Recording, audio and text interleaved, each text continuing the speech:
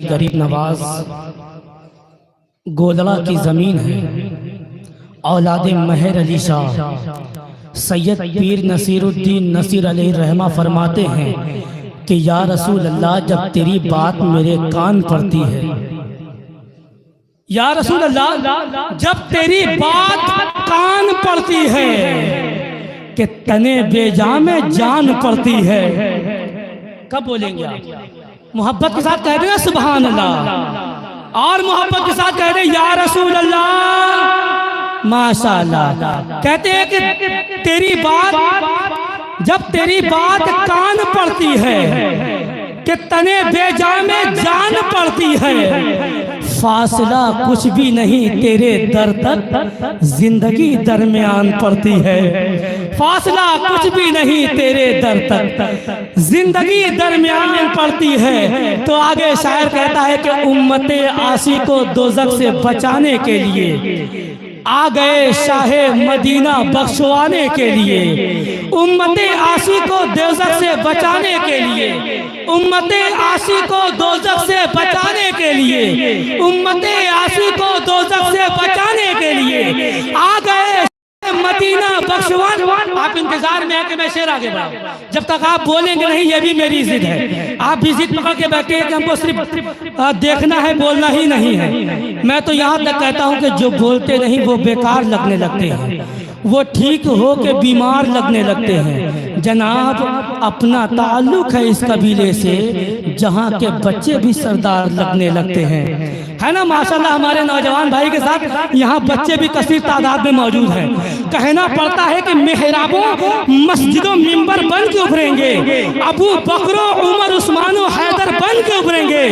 इन्हें जब नींद आए तो सुनाओ बील का किस्सा, यही बच्चे अबाबीलों का लश्कर बन के उभरेंगे। यही बच्चे अबाबीलों का। माशाल्लाह, आप इतना अच्छा बोलते हैं, आप इतना अच्छा बोलते हैं तो कहाँ हमको बुलाएं आप। और जब आप इतना अच्छा बोलने लगते हैं, दिल चाहता है कि आपको उठा करके अपने घर ले जाऊं। लेकिन आपका मामला थोड़ा सा टेढ़ा है कि तेरे मेरे इश्क के चर्चे बहुत हैं, तुम मेरे घर मत आना, तुम्हारे खर्चे बहुत हैं, है ना। लेकिन ये मोहब्बत की बातें हैं। वरना मेरे नबी करीम सल्लल्लाहु ताला अलैहि वसल्लम इरशाद फरमाते हैं कि जब घर में फाका कशी हो जाए तो मेहमान की आने की दुआएं किया करो। मेरे भाई पीछे जो खड़े, उनके पैरों में दर्द नहीं हो रहा है क्या? अरे आप आगे कुर्सियां खड़ा है, इनको बराए मेहरबानी पुर कर दें। आप आज आपकी जरूरत है। हाँ, आगे आ जाए, पीछे तो कोई भाई उठ करके आगे आ जाए। कुर्सियां ऐसे खड़ा है, लग रहा है कि क्या बताएं।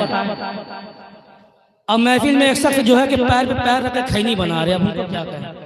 वरना ऐसे मजमे में मुफ्ती साहब तकरीर कर रहे थे, किसी ने पूछा, हजरत ये बताए जन्नत में सब कुछ मिलेगा तो खैनी भी मिलेगी? बताइए, ये मार खाने वाला काम है कि नहीं? अब मुफ्ती साहब का भी दिमाग हाई था, कहा हाँ खैनी मिलेगी, लेकिन थूकने के लिए जहन्नम में जाना पड़ेगा। ये तो हाल है। लेकिन अल्लाह रहम फरमाए, मेरे भाई जो पीछे बैठे हैं वो आगे आ जाए। हालांकि ऐसी बातें करने का मैं बिल्कुल आदी नहीं हूँ। कभी जो है कि आप लोग जो है कभी कभी आंखें खोल करके सो जाते हैं ना, तो थोड़ा बेदार करने के लिए मैं ऐसी बातें करता हूँ। लेकिन मोहब्बत के बाद कह दे सुभान अल्लाह। मैं शेर पढ़ रहा था बच्चों के ताल्लुक से कि मेहराबों मस्जिदों मिंबर बन के उभरेंगे, अबू बकरो उमर उस्मानो हैदर बन के उभरेंगे। इन्हें जब नींद आए तो सुनाओ बील का किस्सा, यही बच्चे अबाबीलों का लश्कर बन के उभरेंगे। वरना ये बात बच्चों की थी। हमारे ताल्लुक से तो ये कहा जाता है मियाँ कि मुअर्रिख जब जुनूनो इश्क की तासीर लिखते हैं, हर एक अच्छाई को इस्लाम की जागीर लिखते हैं। ज़मीं वालों, हमारे कद का अंदाजा नहीं तुमको, फलक पे खून से हम नारे तकबीर लिखते हैं।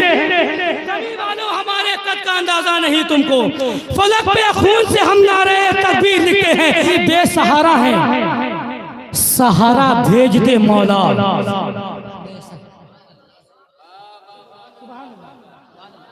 इसीलिए नकीब लोग जो है लतीफा बोलते हैं, जो खानदान वाले खामोश रहते हैं। अरे खानदान वाले बोले ताकि खानदान वालों को देखकर मेरे रिश्तेदार वाले भी बोले, है ना। हाँ, सुने आप कि बड़े ही बेसहारा हैं, सहारा भेज दे मौला। यहाँ सब गैर हैं, कोई हमारा भेज दे मौला। बड़े ही बेसहारा है, सहारा भेज दे मौला। यहाँ सब गैर है, कोई हमारा भेज दे मौला। और मुसलमानों का लहू आवाज देता है फलस्तीन से, उमर फारूक आजम को दोबारा भेज दे मौला। मुसलमानों का लहू आवाज देता है फलस्तीन से, उमर फारूक आजम को दोबारा भेज दे मौला। उमर फारूक आजम को दोबारा भेज दे मौला। और बड़ी तरह तरह की साजिशें रची जा रही है कि इस्लाम को मिटा दिया जाए, इस्लाम को खत्म कर दिया जाए। लेकिन इस्लाम है कि न मिटने का नाम ले रहा है, न दबने का नाम ले रहा है। इसकी वजह क्या है? जब जब भी जुल्म का इम्कान बढ़ेगा, खुदा की कसम हमारा ईमान बढ़ेगा। हमारी कौम का मुहाफिज है खुदावंद, जितना काटोगे उतना मुसलमान बढ़ेगा। हमारी कौम का मुहाफिज है खुदावंद।